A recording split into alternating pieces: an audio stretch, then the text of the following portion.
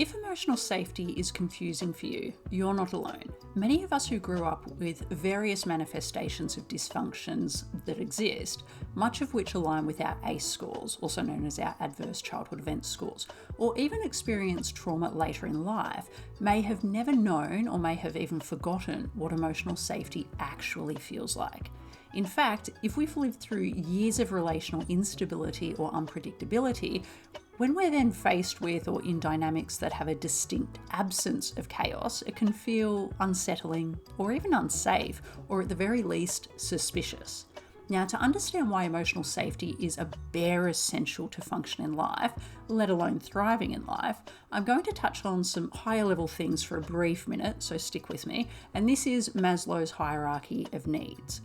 I know it might seem a little bit higher level, but stick with me because I think it will be very helpful for you understanding where you may be sitting in some element of emotional chaos, if you are.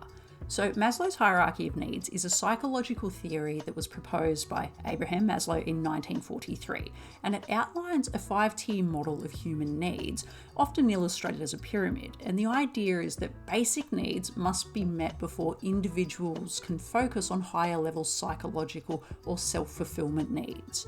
So, if you're someone with a history of trauma, constantly feeling like you're doing all that you can do to survive when those around you are thriving, this hierarchy can really clearly illustrate and help you understand why you feel like you're sinking whilst other people are soaring.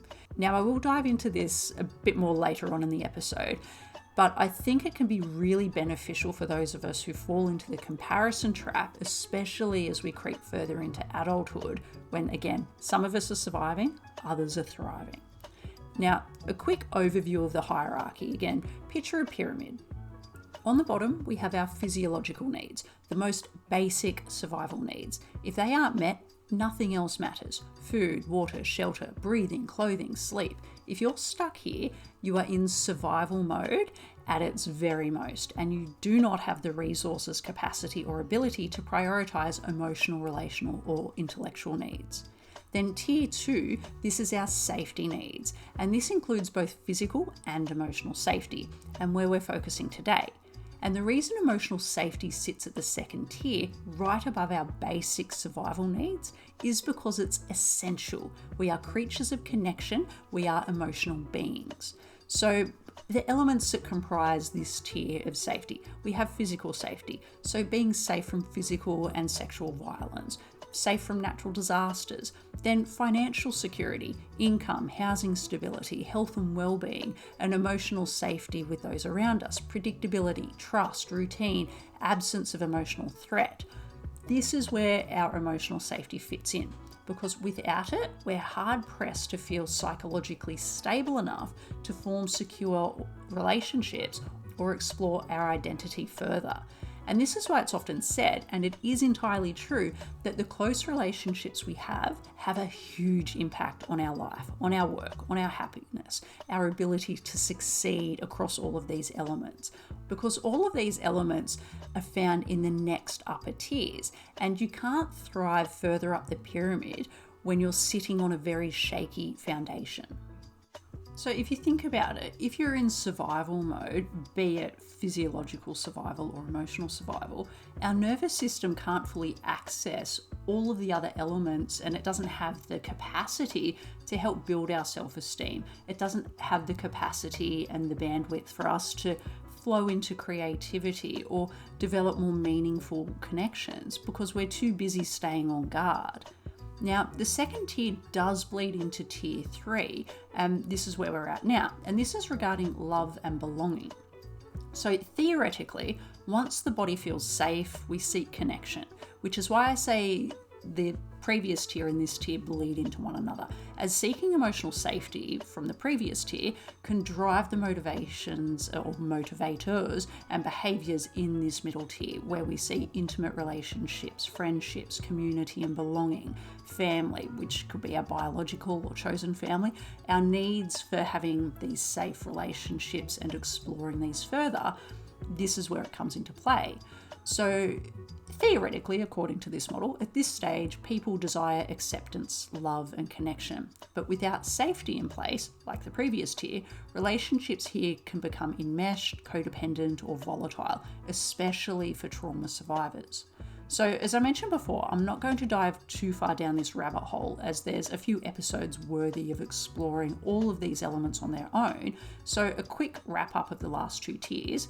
Coming in at the fourth tier, this is our esteem needs: self-worth, confidence, self-respect, feeling valued. And then our top tier, the unicorn, is self-actualization. This is essentially about reaching your fullest potential once the foundations have been built below you. Personal growth, creativity, purpose, autonomy, fulfillment.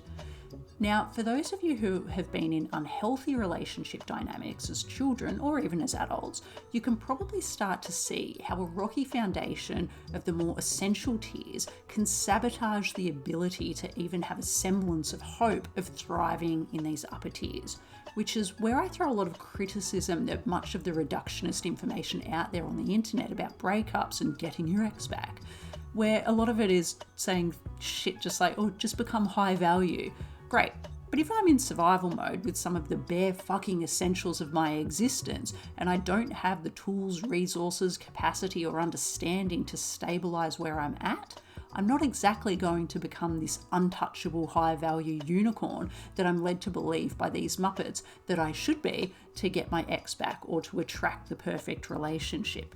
We need to start where we're at, and this is where that reconnection to self and acceptance of self becomes very important. Now, I must preface this with the nuance that you certainly can be improving multiple facets across all areas of this hierarchy. So, for example, just because your finances are a little bit shaky does not mean that you're not connecting with great people and potentially improving your job status or achieving levels of personal growth. It's just to highlight that you may not be able to thrive at the top when some of the more essential foundations are in shambles. If you'd like to learn more about reconnecting and healing the relationship with yourself and with those around you, I invite you to subscribe to the Reconnection Co. More information on today's topic is covered in episode 7 of the Reconnection Co podcast, available on YouTube and Spotify.